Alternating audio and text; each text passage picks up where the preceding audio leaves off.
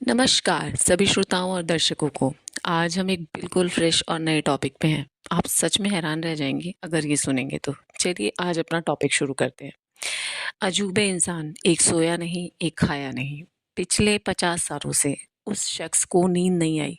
उसने बताया कि एक बार तेज बुखार के बाद उसे नींद ऐसे उड़ी कि फिर आई ही नहीं। सोचिए, किसी को मानो 40-42 साल 50 साल से नींद ना आए तो क्या हालत होगी ना। ये डॉक्टरी, लेकिन अब वो कह रहा है कि वो सोया नहीं है ना। तो ये कहानी बिल्कुल सच है।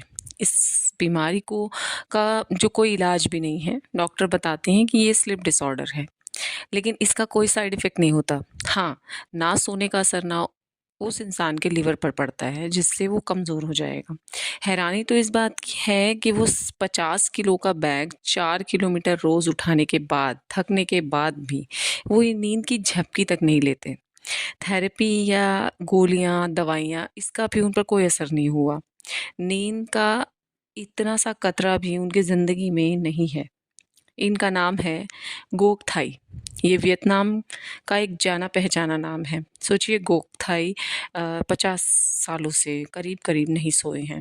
अब इतने ही साल हो गए, मतलब यार 50 साल से कोई आदमी एक झपकी भी ना ले, तो क्या होगा? मतलब कैसा होगा ना उसके साथ।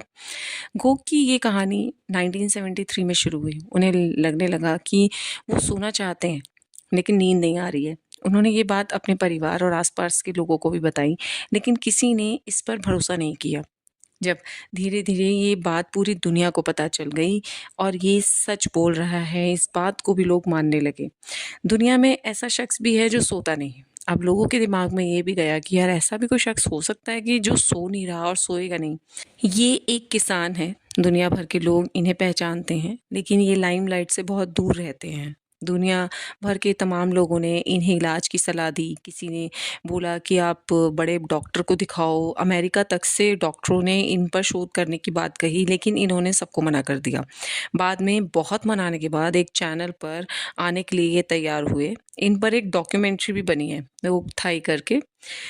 आखिरी रिपोर्ट के अनुसार थाई 79 ईयर के हो गए हैं और अभी भी फिट और स्वस्थ हैं। उनका कहना है कि दवा, घरेलू नुस्खे और शराब पीने के बाद भी उन्हें एक पल के लिए भी नींद नहीं आती। जब पूरा गांव सो जाता है, तब गोक अपने खेतों की देखभाल करते मिलते हैं। गौर करने वाली बात ये है कि इतनी प्रसिद्धि मिलने के बाद भी गोक ने कभी भी इसका फ़ायदा नहीं उठाया। कोई खाने के लिए जीता है, तो कोई जीने के लिए खाता है। ये है हमारी दूसरी कहानी। लेकिन इन सब से अलग होते हैं कोई ऐसे लोग जो बिना खाए-पिए ज़िंदा रहते हैं। ये कहानी भी है विश्वास से एकदम परे। एक शख्स थे जिनका नाम प्रहलाद जानी था, जो गुजरात से थे। जिनका जन्म गुजरात के चरदा में हुआ था। इनका जन्म आज़ादी से पहले 1929 में हुआ था और इन्होंने 79 ईयर्स तक ना तो अनाज का एक दाना खाया था और ना ही पानी की एक बूंद पी थी। 79 ईयर्स तक इन्होंने हवा पर ही अपनी ज़िंदगी पूरी जी। दावा है कि इन्होंने 11 साल की उम्र से अपना जो खाना-पीना है वो छोड़ दिया था।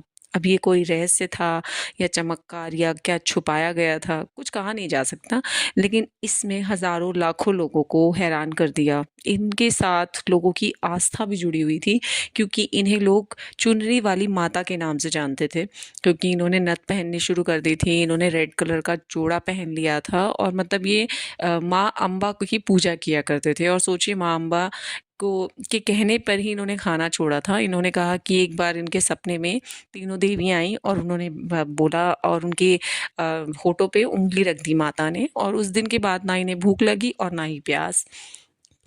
आमतौर पर अगर हम खाना ना खाएं तो डॉक्टरों का कहना है कि हम 5 से 7 दिन ही ज़िंदा रह पाएंगे। लेकिन इनका जो ये केस है, ये बहुत हैरान करता है कि 79 ईयर्स तक ये बिना खाए पिए ज़िंदा रहे। बिना कुछ खाए पिए ये कैसे ज़िंदा रहे, आज तक ये एक बहुत बड़ा रहस्य है।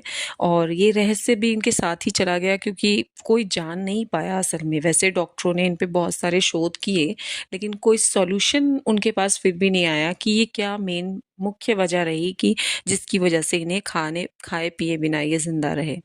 तो थैंक यू फ्रेंड्स, आज हम यहीं तक।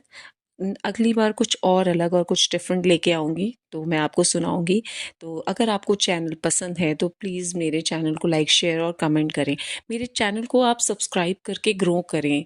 प्लीज़ मेरा 1K पूरा कराने में मेरी मदद करें।